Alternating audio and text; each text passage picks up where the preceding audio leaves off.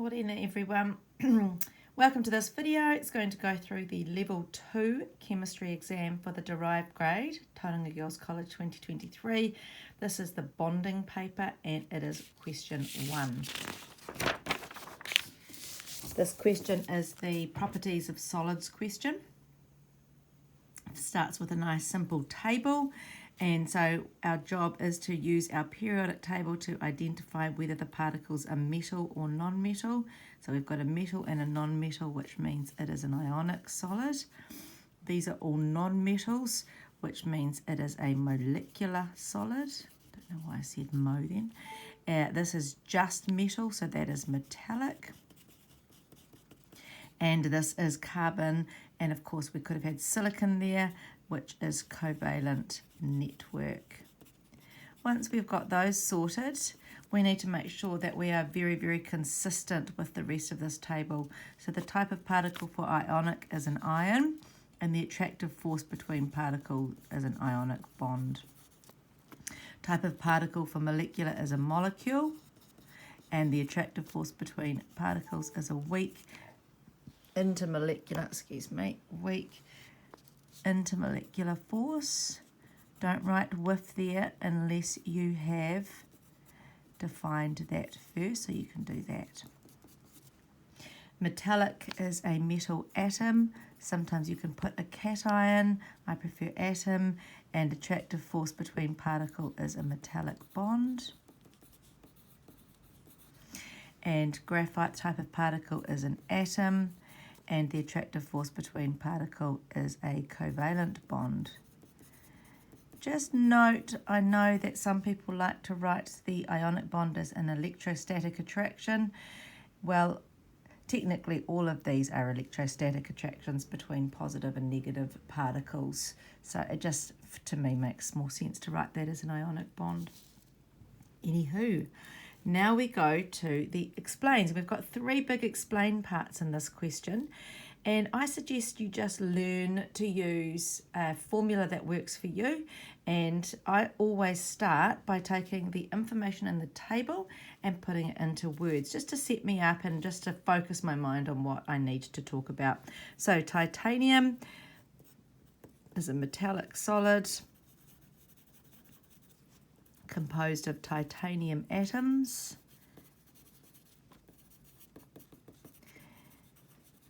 Bonded to other atoms by metallic bonds.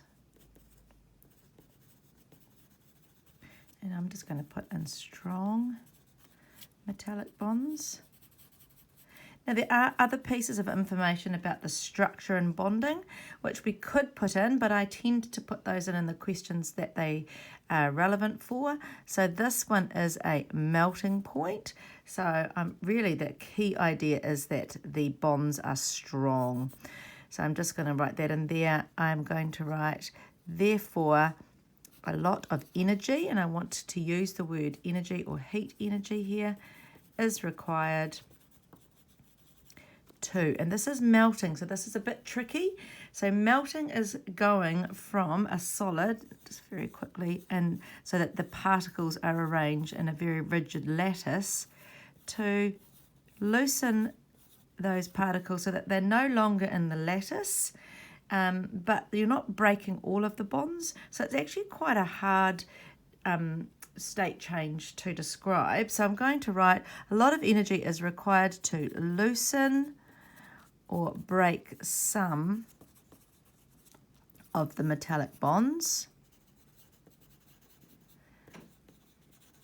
and turn titanium solid to liquid. And then I'm just going to start with the next one, which is H2O2. I'll just put a little whereas in there. H2O2 is a molecular solid. I'm very careful with my wording on molecular.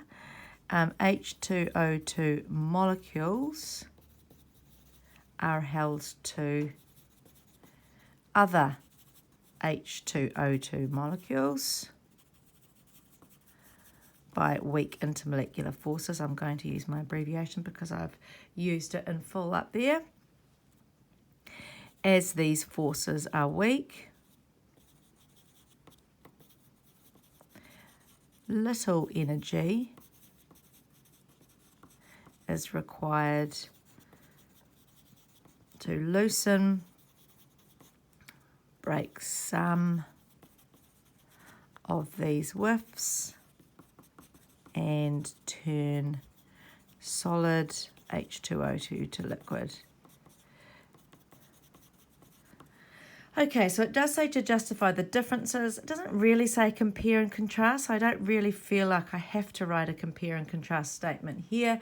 If I was worried about that and I wanted to, I could easily just write the difference between the two as the type of particles and the strength and the bonds. Just note that it's really important to write H2O2 molecules are held to other H2O2 molecules by WIF. The molecular are a little bit tricky, as we know they do have covalent bonding between the atoms in the molecules as well. So be very careful with your language there. All right, we've got titanium again, and we've got conducting electricity this time, and we want to talk about solid and molten, and this time we are going to compare it to sodium fluoride. Now, I've written about my titanium up here, so I do not need to write the structure and bonding again. So I'm just going to write titanium is metallic as described above. But I'm going to add something in here. I'm going to say that the titanium atoms are in a sea of delocalized, this is a good phrase, delocalized valence electrons. For conductivity, so I'm just going to define conductivity. Charged moving particles are needed.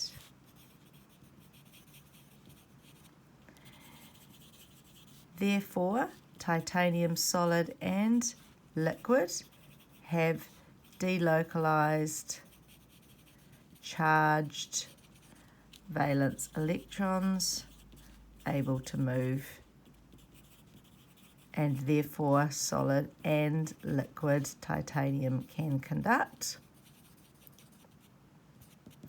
However,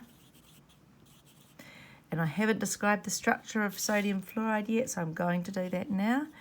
NaF is ionic, composed of Na plus and F minus ions, held together by strong ionic bonds. The ions are charged, but in a solid state are locked into the lattice and therefore unable to move. So note, I've been really clear to say ions for sodium fluoride. Therefore, as a solid, NaF cannot conduct.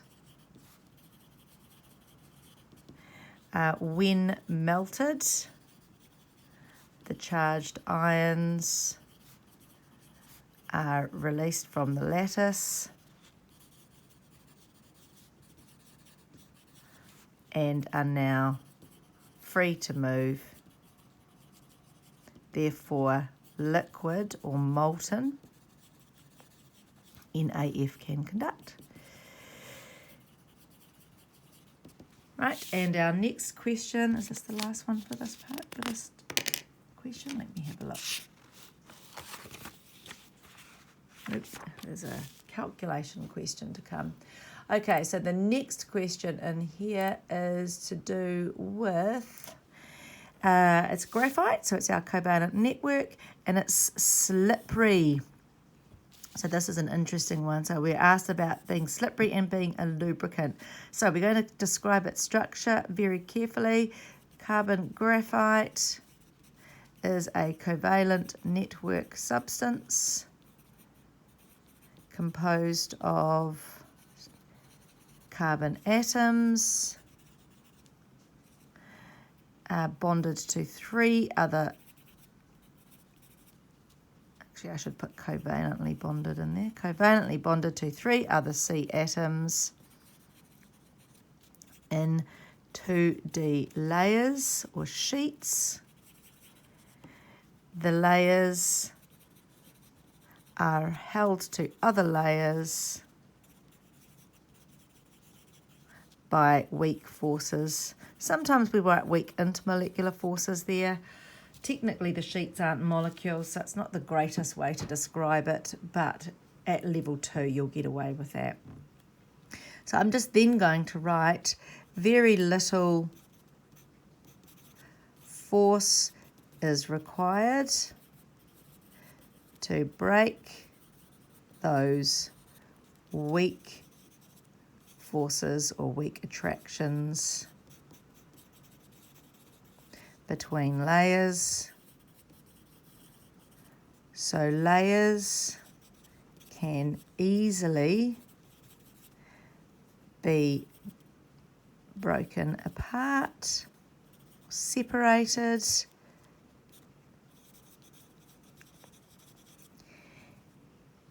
making graphite slippery. Or my pencil that I'm writing with right now, I am rubbing layers of graphite off as I apply the force with my hand. So that's how a pencil works. Okay, and the last question here last question in part 2 is a calculation question. I know some people don't like these, but just keep working on them and you will get them.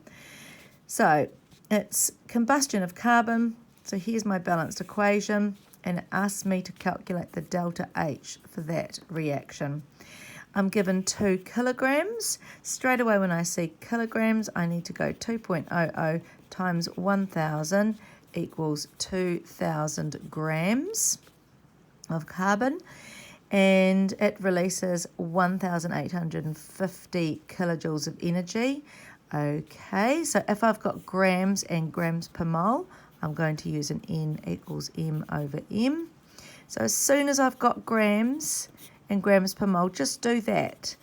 N equals M over M, because it's always going to be a good thing to do, and that's 166.7 moles.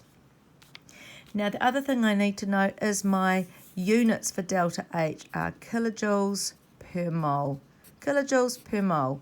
And that is the same as kilojoules per mole. Right? Mathematically, that kilojoules over moles is the same as that kilojoules per mole. If you're good at math, you'll understand why those two are the same thing, and it's quite useful. So if I look at this, kilojoules per mole, I know that this unit is kilojoules divided by moles.